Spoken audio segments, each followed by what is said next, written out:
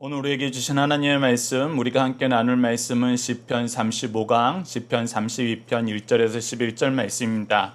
시편 32편 1절에서 11절 말씀 제가 봉독해 드리도록 하겠습니다. 허물의 사함을 받고 자신의 죄가 가려진 자는 복이 있도다. 마음에 간사함이 없고 여호와께 정죄를 당하지 아니하는 자는 복이 있도다. 내가 입을 열지 아니할 때에 종일 신음함으로 내 뼈가 새하였도다. 주의 손이 주야로 나를 누르시오니 내 진액이 빠져서 여름 가뭄에 마른같이 되었나이다. 내가 이르기를 내 허물을 여호와께 자복하리라 하고 주께 내 죄를 아뢰고 내 죄악을 숨기지 아니하였더니 곧 주께서 내 죄악을 사하셨나이다. 이로 말미암아 모든 경건한 자는 주를 만날 기회를 얻어서 주께 기도할지라. 진실로 홍수가 범람할지라도 그에게 미치지 못하리이다. 주는 나의 은신처이오니 환난에서 나를 보호하시고 구원의 노래로 나를 두르시리이다. 내가 내 갈 길을 가르쳐 보이고 너를 주목하여 훈계하리로다. 너희는 무지한 말이나 노새같이 되지 말지어다. 그것들은 제갈과 굴레로 단속하지 아니하면 너희에게 가까이 가지 아니하리로다. 악인에게는 많은 슬픔이 있으나 여호와를 신뢰하는 자에게는 인자하심이 두루리로다. 너희 의인들아 여호와를 기뻐하며 즐거워할지어다. 마음이 정직한 너희들아 다 즐거이 외칠지어다. 아멘. 오늘 본문 말씀을 주께서 내 죄악을 사하셨나이다 라는 제목으로 함께 말씀을 나누도록 하겠습니다. 오늘 본문 말씀은 크게 두 단락으로 나눠서 우리가 살펴보고자 합니다. 첫 번째는 1절과 5절 말씀을 하나님은 징계를 통해서 무엇을 촉구하시나요? 키워드는 회개, 자복, 용서, 복입니다. 이미 키워드에서 소개되었던 것처럼 하나님께서 우리를 징계하시는 이유는 회개하라 하시는 것입니다. 회개하지 않으면 우리가 죄의 문제에 대해서 하나님께 은혜를 간구하지 않으면 이 죄가 있다는 것을 고백하지 않으면 우리가 스스로 선줄로 생각하고 우리가 스스로 옳았다고 생각하고 우리의 공로와 경건이 모든 것을 이룬 줄로 생각하고 오히려 하나님 자리에 내가 앉게 됩니다. 그러면 우리는 망하는 거예요. 그렇기 때문에 하나님께서는 징계를 통해서 우리가 하나님 앞에 무릎 꿇기를 바라십니다. 그것이 하나님의 사랑이고 그것이 우리가 하나님의 백성으로서 하나님 백성답게 하나님의 은혜 안에서 승리하는 길입니다. 즉 하나님의 자녀로 계속 남을 수 있는 방법이에요. 그래서 회개가 은혜인 것입니다. 그래서 회개가 가장 중요한 하나님의 사랑인 것입니다. 그래서 때로는 회개를 위한 징계가 하나님의 가장 큰 사랑임을 우리가 깨닫게 됩니다. 그리고 성경은 단순히 회개하라고 얘기하면서 끝내지 않아요. 이 회개했을 때 우리가 얻게 되는 그 풍성한 은혜도 소개하고 있습니다. 오늘 본문 말씀이 바로 그렇습니다. 1절 말씀을 보시죠. 허물의 사함을 받고 자신의 죄가 가려진 자는 복이 있도다. 특히 1절 말씀에서부터 우리에게 은혜의 역사가 소개돼요. 허물이 있어요. 자기 죄가 있어요. 그런데 어떤 일을 우리가 경험해요? 사함을 받아요. 가려져요. 자, 근데 이것이 일반적으로 인간 세상에서 얘기하는 사함과 가려짐하고는 달라요. 인간 세상에서 사함과 가려짐은 어떤 권력자가 자기 권력을 들어서 죄 있는 자를 죄 없는 사람처럼 그냥 꾸며주는 거예요. 겉모습만 바꿔주는 것입니다. 이것은 마치 회칠한 무덤과 같아요. 무덤이나 겉모습만 깨끗하게 하는 거. 그 안에는 죽음과 악독과 악취가 가득하는 거예요. 그러나 우리 하나님께서 허물을 사하여 주신다. 우리의 죄가 가려졌다 했을 때에는 세상이 주는 것과 완전히 다릅니다. 어떤 면에서 다른가요?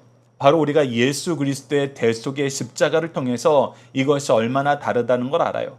하나님이 우리 죄를 사하여 주실 때에는 우리의 죄값을 다 치르고 사하여 주세요.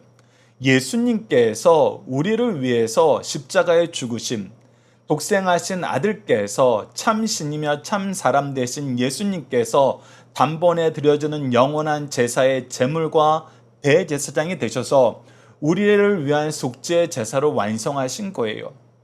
그래서 우리의 죄가 그냥 가려진 것이 아니라 말 그대로 없어진 것입니다. 그 죗값이 다 치러진 거예요. 그러면서도 우리의 여전히 비천한 모습은 어디 내놓을 수 있는 상황이 아닌데 어떻게 하세요? 우리를 가려주세요. 무엇으로 가려주세요? 예수 그리스도의 의의 옷으로, 하나님이 우리에게 주신 면류관으로 하나님의 자녀가 되었음을 선언해 주세요. 하나님이 쓰시는 일꾼임을 선언해 주세요. 그래서 우리의 비참함 안에서도 영광의 옷으로 말미암아 그 은혜의 풍성함 속에서 하나님의 자녀로 새로운 삶을 사는 것입니다. 그래서 1절 말씀이야말로 우리 그리스도인의 가장 큰 축복의 말씀이에요. 자, 그리고 계속해서 2절 말씀 봅시다. 마음에 간사함이 없고 여호와께 정죄를 당하지 아니하는 자는 복이 있도다. 자, 이 간사함이란 건 뭐예요? 우리가 때로는 겉모습만 회개하는 척, 겉으로만 하나님 믿는 척해요. 그런데 그러지 않고 전심으로 하나님 앞에서 나의 죄악됨을, 나의 미련함을 내가 고백하고 하나님의 은혜를 절실히 간구하는 거예요. 하나님의 은혜가 아니면 살 수 없는 참으로 가난한 사람입니다. 계속해서 강조하지만 성경에서 가난하다는 표현은 은혜가 아니면 살 수 없는 상태, 즉 우리가 가난함을 고백하는 것은 하나님의 은혜가 아니면 살 수 없는 상태라는 것을 우리가 고백하는 삶을 사는 것입니다. 그것을 고백하는 것이 바로 간사함이 없는 거예요. 그렇기 때문에 하나님의 구원의 은총을, 하나님의 자녀됨을 우리가 누릴 수 있는 것입니다. 그래서 복이 있는 거예요. 그런데 이것이 그냥 이루어진 게 아니에요. 자, 3절 말씀 보시죠. 내가 입을 열지 아니할 때 종일 신음함으로 내 뼈가 쇠하였나이다. 여기서 입을 열지 않았다는 것은 하나님 앞에 무릎 꿇고 우리의 죄를 자복하지 않았다는 거예요. 우리가 죄인이라는 걸 인정하지 않았다는 거예요. 죄를 짓고 하나님께서 그 죄를 회개하라고 징계하시는데도 불구하고 제가 왜 회개해야 됩니까? 왜 저만 회개해야 됩니까? 나보다 나쁜 사람이 얼마나 많은데, 나보다 못된 짓 하고도 그냥 평안히 사는 사람이 얼마나 많은데 왜 저만 회개해야 돼요? 우리가 상대적으로 비교하면은 이런 얘기 할 때가 있지요. 그런데 다시 한번 강조합니다. 하나님께서 회개를 촉구하신 이유는 뭐예요? 하나님과 함께하기 위해서.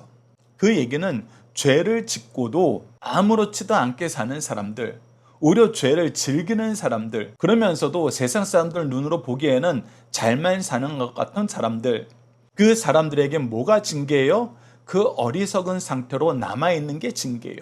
바로 로마서 1장을 통해서 우리에게 가르쳐 준 거예요. 죄를 짓는 그 상태로 내버려 두는 것이 가장 큰 징계입니다. 도리어 죄에서 벗어나게 하시는 것이 사랑이고 은혜라는 걸 우리가 깨닫게 돼요. 그렇기 때문에 하나님 앞에 내가 이것을 고백하지 않았을 때에는 하나님께서는 나를 더욱더 치신다는 것입니다. 징계하신다는 거예요. 어느 정도로? 종일 신음할 정도로, 내 뼈가 정말 부서지는 것처럼 아플 정도로. 4절을 보시죠. 주의 손이 주야로 나를 누르시오니 내 진액이 빠져서 여름 가물에 마른같이 되었나이다.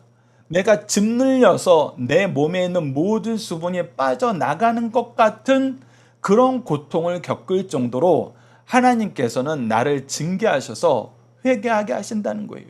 그랬을 때 우리가 어떤 일을 경험하게 됩니까? 5절입니다. 내가 이르기를 내 허물을 여호와께 자복하리라. 하나님께서 나를 징계하시니 내가 주 앞에 나가서 주님께 회개하겠다. 내 죄를 자복하겠다. 하고 주께 내 죄를 아뢰고 내 죄악을 숨기지 아니하였더니 곧 주께서 내 죄악을 사하셨나이다. 네. 그래서 1절과 2절 말씀은 이 회개를 통해서 우리가 얻게 되는 은혜를 먼저 가르쳐주고 우리를 회개하게 하시는 하나님의 조치를 3절과 4절 말씀을 통해서 가르쳐주면서 이 시를 보는 믿음의 자손들에게 무엇을 가르쳐줘요? 너희들이 평상시에 하나님의 징계가 극심해지기 전에 빨리 회개하는 것이 지혜다. 그렇게 살아라. 나처럼 크게 징계받지 말고 빨리 하나님 앞에 회개해라. 자, 이 내용을 우리가 함께 묵상할 말씀을 통해서 좀 더 보도록 하겠습니다. 그래서 팔복이 시작되기 전에 세례 요한은, 예수님은 무엇을 선포하느냐? 회개하라, 천국이 가까워 왔느니라고 선포해요. 회개하지 않으면 예수 그리스도를 바로 볼 수 없어요. 회개하지 않으면 하나님의 구속의 은혜를 우리가 온전히 누릴 수가 없어요. 아무리 주려 그래도 그냥 거절하는 거예요. 더 미워하는 거예요. 왜 나만 가지고 그러냐고 더 원망하는 거예요. 여러분, 이처럼 미련하고 안타까운 일이 없다는 것입니다. 그래서 회개하라. 그런 자들에겐 천국의 은혜가, 천국 백성됨이 너에게 선물로 주어진다. 그래서 3장과 4장에서 이 회개를 선언한 다음에 무엇이 시작해요? 마태복음 5장에서 이 천국 헌장이라는 팔복이 선언돼요. 심령이 가난한 자는 복이 있나니, 하나님 앞에 무릎 꿇고 회개하는 자들이야말로 가난한 자들이에요. 하나님의 은혜가 아니면 살 수 없다고 고백하기 때문에 참으로 가난한 자들이에요. 그런 자들에게 무엇이 있어요? 천국이 있어요. 하나님 나라의 백성됨이 있어요. 그러니 이것이 얼마나 큰 은혜냐는 겁니다. 그리고 고린도후서 7장 10절에서 11절 말씀은 우리의 이 회개를 위한 근심이 얼마나 지혜로운 것이고 복된 것인지 가르쳐줘요. 보십시오. 하나님 뜻대로 하는 근심은 후회할 것이 없는 구원에 이르게 하는 회개를 이루는 것이요, 세상 근심은 사망을 이루는 것이니라. 즉 근심이 없는 사람은 없어요. 그런데 무엇 때문에 근심하느냐의 차이가 있어요. 하나님의 뜻대로 근심을 하게 되면은 회개를 통해서 하나님의 영광과 은혜를 맛보게 돼요. 그러나 세상 근심은 계속해서 죄만 만들 뿐이에요. 이 큰 차이를 성경은 미리 우리에게 가르쳐주고 하나님 안에서 회개로 나아가는 근심을 하여라. 너희들이 자녀를 양육할 때에도 회개로 나아가는 근심으로 너희 자녀들을 잘 지도해라. 죄를 지어도 괜찮아라고 가르치지 말고 죄는 반드시 해결해야 되라고 가르치고, 해결하는 가장 좋은 방법인 회개, 예수 그리스도의 대속을 의지하는 것, 이것을 꼭 가르쳐야 된다는 거예요. 보라, 하나님의 뜻대로 하게 된 이 근심이 너희를 얼마나 간절하게 하며, 이걸 경험하면은 이 길 외에 다른 방법이 없다는 걸 알고 간절하게 돼요. 얼마나 변증하게 되며 이 길밖에 없다는 것을 우리가 가르쳐주기 위해서 성경이 가르쳐주는 예수 그리스도의 속죄를 우리가 얘기할 수밖에 없거든요. 이것은 논리적으로 완벽하게 소개되는 거예요. 예수 그리스도 외에 왜 다른 길이 없냐는 것을 우리는 얘기할 수 있어요. 인간의 육체를 입고 있으면서도 영원하신 신의 속성을 가지신 분은 오직 예수님밖에 없기 때문이에요. 그래서 앞서 얘기한 것처럼, 히브리서에서 얘기한 것처럼 예수님 외에는 단번에 드려지는 영원한 제사의 제물이 될 수 있는 존재가 없고, 이 제사를 완전히 이룬 영원한 대제사장은 예수님밖에 안 계시기 때문에 오직 예수님밖에 없다는 것을 우리가 변증하여 얘기할 수밖에 없습니다. 그리고 예수 그리스도께서 이렇게 죽으실 만큼 죄의 문제가 얼마나 심각한지 비로소 깨닫게 되는 거예요. 이 은혜의 크기를 알아야 이 죄의 흉폭함을 우리가 알게 돼요. 그래서 이 흉악한 죄악에서 우리가 살고 있었다는 것을 우리가 전혀 인식하지 못하고 산 거에 대해서 우리는 분하게 됩니다. 그리고 나서 얼마나 두렵게 됩니까? 야, 정말 죄 무서운 거구나. 예전에 우리가 이걸 가지고 아무 생각 없이 살 때가 많았어요. 근데 이것이 얼마나 지독한 것인지 알게 되면 이것만큼 무서운 게 없어요.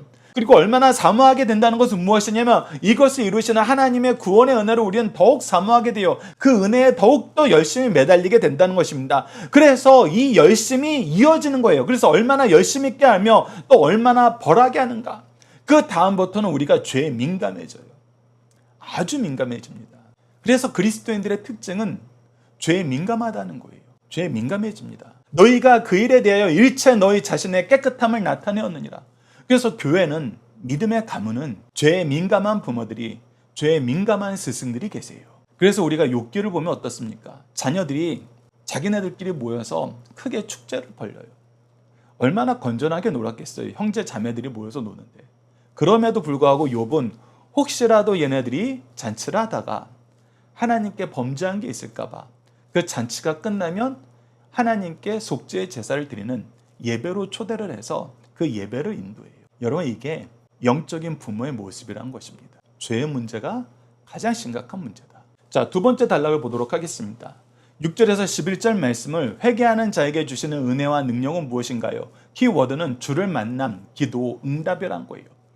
우리에게 주신 가장 큰 은혜, 특권 중에 하나는 기도예요. 그것을 우리가 오늘 본문 말씀을 통해서 보도록 하겠습니다. 6절 보십시오. 이로 말미암아 모든 경건한 자를 주를 만날 기회를 얻어서 주께 기도할지라. 진실로 홍수가 범람할지라도 그에게 미치지 못하리니 주는 나의 은신처시오 환난에서 나를 보호하시고 구원의 노래로 나를 부르시리이다. 우리가 기도함으로 무엇을 경험해요? 그가 우리의 피난처됨을 경험해요. 그가 우리를 보호하고 있다는 걸 경험해요. 그가 우리를 어느 환경에서도 어떤 상황에서도 구원하셔서 하나님의 자녀로서 이 세상에서 든든한 바위 위에서 살고 계심을 증명해 주세요. 이 모든 것을 우리가 무엇을 통해서 경험해요? 하나님께 기도함으로.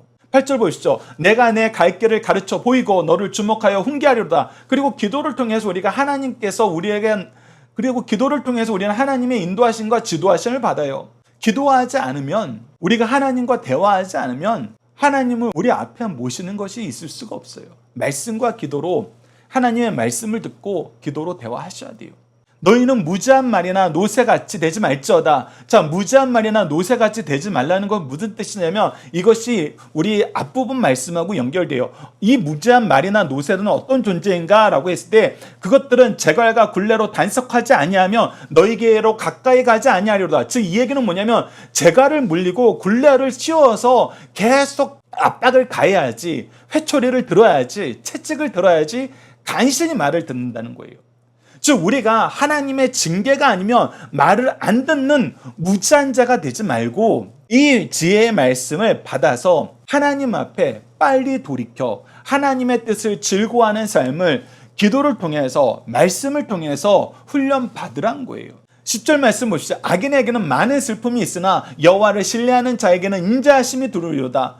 악인들은 하나님의 징계의 대상이 되어서 마지막에 심판을 받아요. 그러나 여호와를 신뢰하는 자들은, 하나님을 의지하는 자들은 우리가 연약하고 무지한 것 우리 알아요. 그래서 그것을 인정하고 하나님의 은혜를 더욱더 간구하기 때문에 그의 사랑으로 우리가 살아요. 그의 사랑으로 산다는 것입니다. 11절 보시죠. 너희 의인들아 여호와를 기뻐하며 즐거워할지어다. 마음이 정직한 너희들아 다 즐거이 외칠지어다. 우리가 하나님의 사랑을 경험하고 그의 은혜로 구원을 경험하고 그분께 기도함으로 응답받고 그의 말씀이 우리의 삶의 기준이 되었을 때 우리의 삶이 얼마나 행복할까요? 우리에게 정말 너무나 좋은 지도자가 계시는 거예요.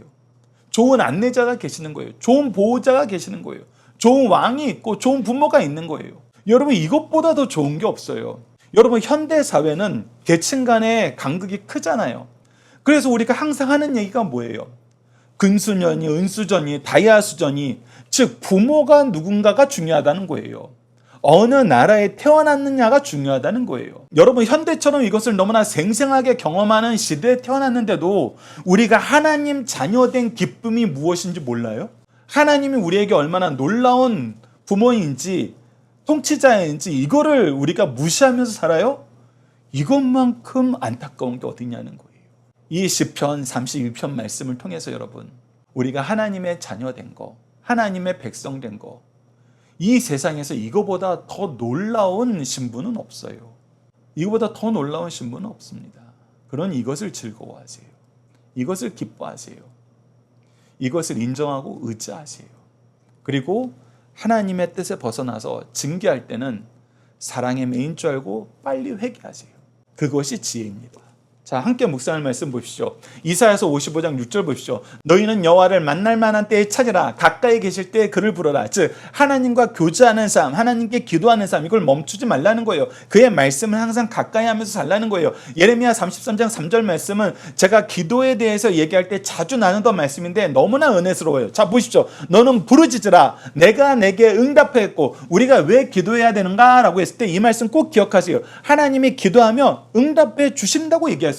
부르짖으면 내가 응답하겠다라고 얘기하셨어요. 그래서 기도를 우리가 담대할 수 있는 거예요. 더군다나 우리가 죄악 가운데 우리의 죄악으로 인하여 하나님과 분리되었지만 예수 그리스도의 이름을 힘입어서 기도하잖아요. 그리고 우리가 예수 그리스도의 이름으로 기도할 때는 예수 그리스도의 기준으로 기도하게 되잖아요. 그랬을 때 하나님께서 우리에게 무엇을 주신다? 예레미야 33장 3절 후반절을 보십시오. 내가 알지 못하는 크고 은밀한 일을 내게 보이리라. 우리가 요청했던 그것을 응답해 주실 뿐만 아니라 더 나아가 플러스 알파로 우리가 알지 못하는 크고 은밀한 일까지 우리에게 가르쳐 주셔서 우리가 세상을 사는데 하나님의 지혜로 살게 하신다는 거예요. 하나님이 주신 통찰력으로 살게 한다는 거예요. 특히 통찰력 얘기할 때 다니엘서에서 understanding이라는 단어를 통해서 우리가 무엇을 생각하면 되냐 그랬냐면, 이 통찰력이라는 것은 문제를 해석하고 문제를 분석하고 문제를 해결할 능력을 제시해 줄 수 있는 능력이에요. 그러한 지혜인 거예요. 그것을 우리에게 주신다는 것입니다. 자, 중심사상 보도록 하겠습니다. 첫 번째, 여호와께 사죄의 은총을 받고 정죄당하지 않는 자는 복이 있다는 것입니다. 성도는 밖으로부터 오는 원수의 박해보다 죄를 범하고 하나님께 용서받지 못하고 그 죄를 가슴에 품고 있을 때의 고통이 더욱 심하다는 거예요. 즉, 환난과 핍박보다 죄로 인한 아픔이, 죄로 인한 문제가 더 큰 문제라는 겁니다. 그러나 회개한 후 하나님으로부터 사죄의 은총을 받고 하나님 앞에 죄 없는 자로 여김을 받은 자의 기쁨과 행복이 무엇인가를 우리에게 가르쳐줘요. 이것보다 더 기쁜 거 없죠. 우리가 하나님의 자녀로서 사는데요. 두 번째, 하나님 앞에 사죄의 은총을 받은 사람이 누리는 특권은 무엇인지 가르쳐줍니다. 경건한 성도는 주님을 만날 수 있는 기회, 기도할 수 있는 기회를 놓치지 않고 무시로 기도하게 됩니다. 기도하는 자에게는 죄악이 홍수처럼 범람할지라도 미치지 못하게 됩니다. 그러므로 전에는 하나님의 진노의 대상이었으나 회개한 후에는 하나님의 축복의 대상이 된다는 사실을 우리에게 가르쳐주고 있어요. 세 번째, 하나님의 말씀을 들을 때 거역하지 말고 온전히 순종하자는 것입니다. 하나님 말씀을 듣고 순종하지 않으면 미련한 짐승 같은 인간입니다. 사람이라면 하나님 말씀을 무시하지 말고 민첩하게 순종해야 합니다. 말씀은 우리의 삶을 바르게 안내하며 풍요롭고 기쁘게 합니다. 이 사실을 우리가 꼭 기억해야 됩니다. 자녀들과 함께하는 기도 훈련 내용으로 함께 기도하도록 하겠습니다. 우리를 교훈하시고 훈계하시고 바르게 하시고 의로 인도하시는 하나님, 죄에 빠져 하나님을 알지 못할 때 말씀을 주시고 그리스도의 대속의 은혜를 허락하여 주셔서 하나님을 담대히 찾아 회개와 사죄의 은총을 누리게 하심을 감사합니다. 얼마나 자주, 얼마나 자세히 하나님이 창조하시고 통치하시니 하나님을 의지하라고 가르쳐 주셨고, 얼마나 간절히 하나님의 구원을 의지하라 부탁하시며 얼마나 확실히 주의 심판을 보여주시는데도 회개하지 않음을 용서해 주소서. 우리를 위해 대속의 십자가를 완성하신 예수 그리스도의 이름으로 회개할 때 용서하신다는 하나님의 약속을 힘입어 기도합니다. 우리의 연약함, 무지함, 나태함, 교만함을 용서하여 주소서. 죄를 용납하고 할 수만 있으면 죄와 짝함을 용서해 주소서. 이제 회개하오니 우리의 영혼을 살피시고 의의 길로 나아가도록 우리를 도와주소서. 예수님 이름으로 기도드립니다. 아멘. 오늘 합심 기도할 내용은 하나님의 말씀이 우리 삶의 기준이 되어 죄를 미워하며 회개하는 삶을 살도록, 이를 통해 회개의 역사가 충만한 믿음의 가문이 되도록 함께 기도합시다.